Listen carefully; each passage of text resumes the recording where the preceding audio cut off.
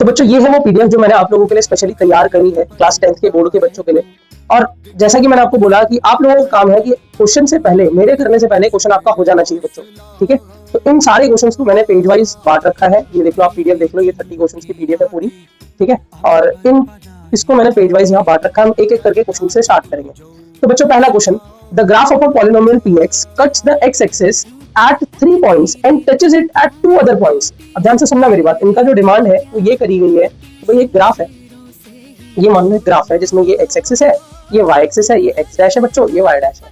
अब ये कह रहे हैं कि जो ये px का जो ग्राफ है वो 3 जगह तो कट कर रहा है आपकी x एक्सिस को। तो मान लो ऐसे आया, एक जगह यहाँ कट करा, एक जगह यहाँ कट कर लिया, ठीक है। तो 1 2 जगह तो कट कर लिया उसने, 1 2।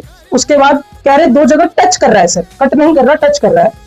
ये आया और यहाँ पे इसने टच करा, फिर एक और जगह कट करा और फिर ऐसे टच करा, ठीक है। यहाँ पे टच कर रहा है मान लो नीचे।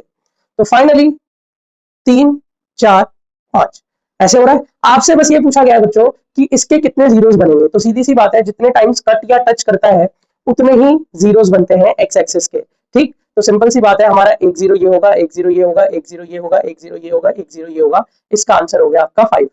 फर्स्ट क्वेश्चन का आंसर हो गया 5। इजी था क्वेश्चन बच्चों, ठीक है। बस ग्राफ को बना के समझ जाना था हमें।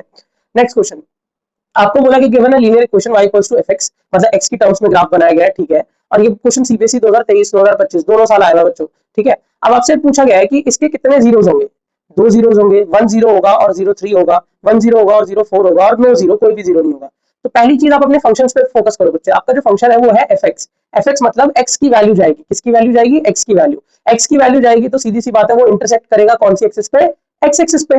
और x एक्सिस पे वो कहां इंटरसेक्ट कर रहा है, यहाँ पे इंटरसेक्ट कर रहा है, देखो कर रहा है कि नहीं हो रहा, 3 0। और यहाँ पे x की वैल्यू क्या है 3 और y की वैल्यू क्या है 0। तो हम कह सकते हैं ओनली 1 0 दैट इज दिस। और 0 की वैल्यू क्या है यहाँ पे, 0 इज 3। तो बी ऑप्शन इसका करेक्ट आंसर था। होप सभी को समझ आया। अगर यही क्वेश्चन आपका x इक्वल्स टू fy होता बच्चों, x इक्वल्स टू fy, तो आप y एक्सिस के फिर कटिंग को देखते हैं कि वो y एक्सिस पे कहां कट कर रहा है। तो आपकी y की